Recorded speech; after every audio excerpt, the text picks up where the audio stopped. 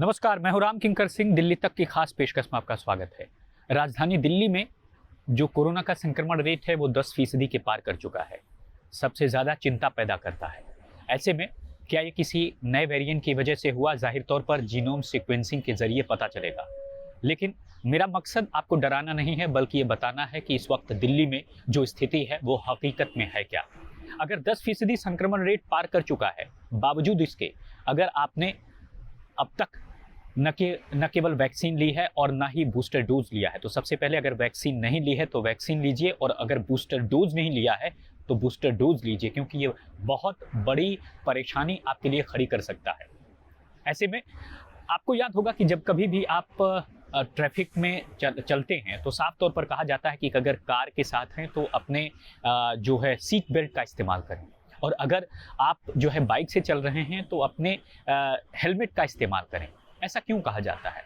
क्योंकि ये दोनों सेफ्टी गियर्स हैं। ऐसा नहीं है कि जब आप सड़क पर चलेंगे तो इससे एक्सीडेंट बिल्कुल होगा ही नहीं, इससे जो है जो दुर्घटनाएं हैं वो बिल्कुल होंगी ही नहीं, ऐसा नहीं है। लेकिन अगर कभी दुर्घटना होती है तो आप गंभीर रूप से घायल नहीं होंगे।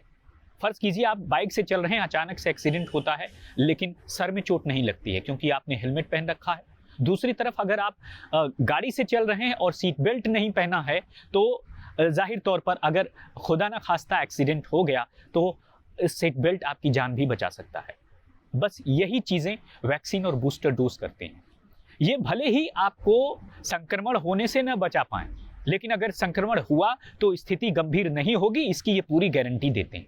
और यही वजह है कि मैं कह रहा हूं कि आपको 10% संक्रमण दर के बावजूद अगर आपने इस वैक्सीन या बूस्टर डोज नहीं लिए है तो कितनी ज़्यादा आपके लिए ये परेशानी का सबब खड़ा कर सकता है। दूसरी तरफ हैरानी की बात इसलिए नहीं है क्योंकि जो मेडिकल एक्सपर्ट्स हैं, जो डॉक्टर्स हैं, कोरोना के विशेषज्ञ हैं, उनका साफ तौर पर यही कहना है कि 9,000 से ज़्यादा कोविड के बेड हैं, तकरीबन 2% केवल ऑक्यूपाइड हैं, बाकी खाली हैं। कोविड केयर सेंटर्स और कोविड हेल्थ सेंटर्स ज़्यादातर बिल्कुल खाली हैं। ऐसे में यानी साफ ये दिखाता है कि किसी को भी एडमिट होने की ज़रूरत नहीं पड़ रही है। तो हो क्या रहा है?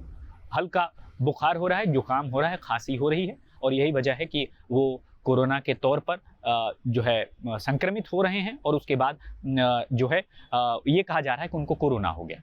यानी साफ तौर पर गंभीर रूप से कोई भी एडमिट नहीं हो रहा है अभी तक के अस्पतालों में। 10% के पार जाकर संक्रमण रेट तो यही कहता है, और यही वजह है कि संक्रमण रेट बढ़ रहा है। तब भी मैं कह रहा हूं कि घबराने की जरूरत नहीं है, क्योंकि मेडिकल एक्सपर्ट्स ये कह रहे हैं कि जब तक अस्पतालों में एडमिशन नहीं हो रहा है तब तक घबराने की जरूरत नहीं है।